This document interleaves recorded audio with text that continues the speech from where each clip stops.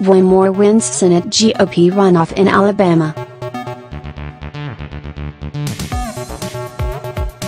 Montgomery, Alabama. Roy S.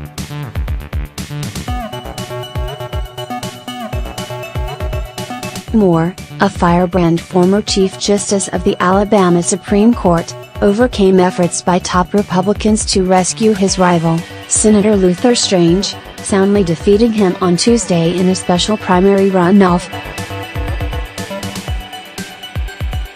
The outcome in the closely watched Senate race dealt a humbling blow to President Trump and other party leaders days after the president pleaded with voters in the state to back Mr. Strange. Propelled by the stalwart support of his fellow evangelical Christians, Mr. Moore survived an advertising onslaught of more than $10 million financed by allies of Senator Mitch McConnell, the majority leader. His victory demonstrated in stark terms the limits of Mr. Trump's clout.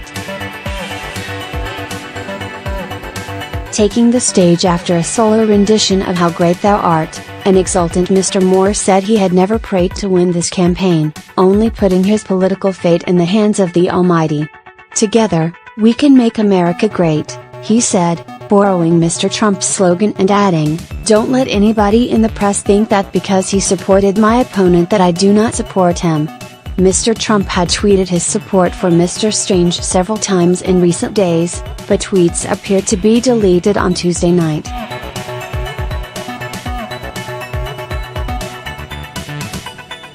Mr. Trump offered congratulations to Mr. Moore in a tweet.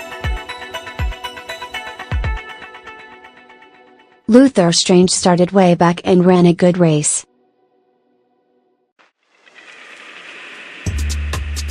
Roy, win in December. He wrote.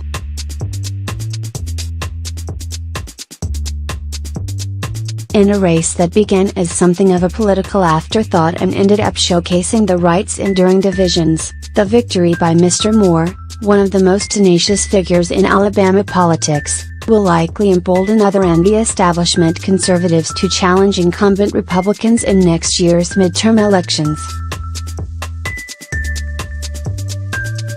And more immediately, the party will be forced to wrestle with how to prop up an often inflammatory candidate given to provocative remarks on same-sex marriage and race, all to protect a seat in a deep red state. Mr. Moore's incendiary rhetoric will also oblige others in the party to answer for his comments, perhaps for years to come, at a time when many Republicans would just as soon move on from the debate over gay rights. On December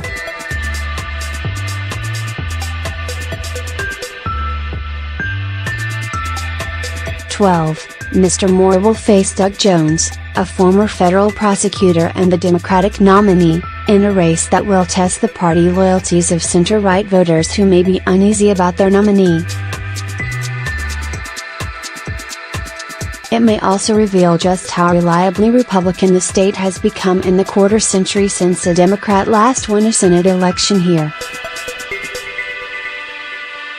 Mr. Jones said in an interview Tuesday afternoon that he believed voters would reward a candidate focused on kitchen table issues, and said Alabama's public reputation was at stake in the election.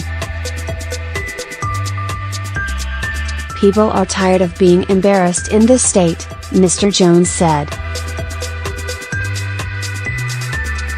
"People want to see someone who can get things done. But Mr. Moore, 70, has proved himself to be a political survivor.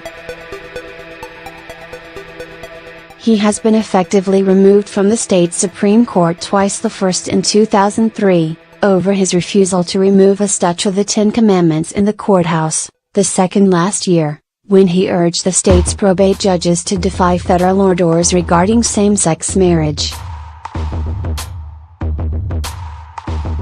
And in recent days, both the President and Vice President Mike Pence had campaigned for Mr. Strange.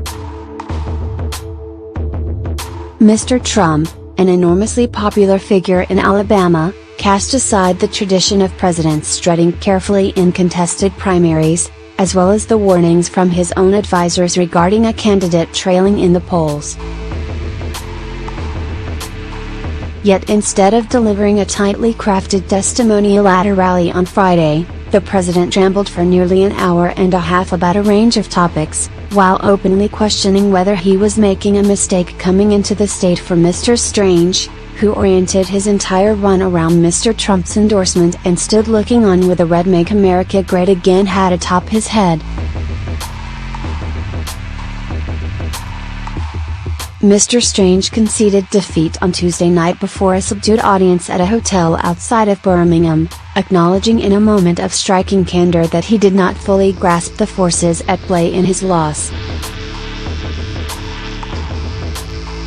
"We're dealing with a political environment that I've never had any experience with," Mr. Strange said. "The political seas, the political winds in this country right now are very hard to navigate. They're very hard to understand." He thanked Mr. Trump effusively, praising the president as a loyal friend and attempting to absolve him of any blame for the result.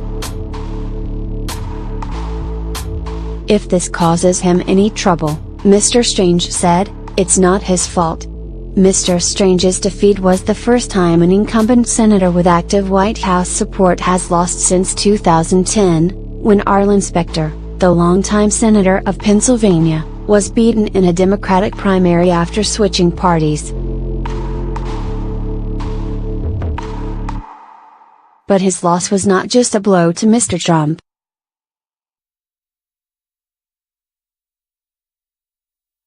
Mr. Moore relentlessly linked the senator to Mr. McConnell, who has made a priority of protecting his caucus from inter-party challenges, but is an increasingly polarizing figure among grassroots Republicans.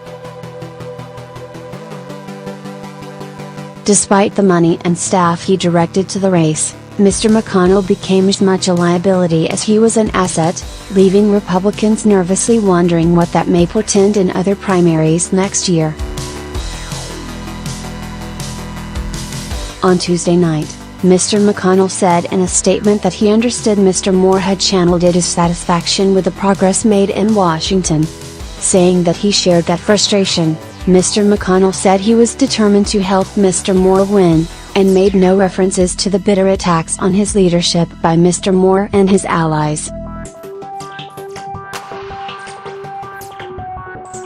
Mr. McConnell and his allies were jolted with another reminder of their limited control earlier in the day, when Senator Bob Corker of Tennessee, a popular incumbent, announced he would not run for re-election. As the first senator to opt out of seeking another term in 2018, Mr. Corker opened the way for another rowdy Southern primary in which the national party's influence may be sorely tested. Stephen K.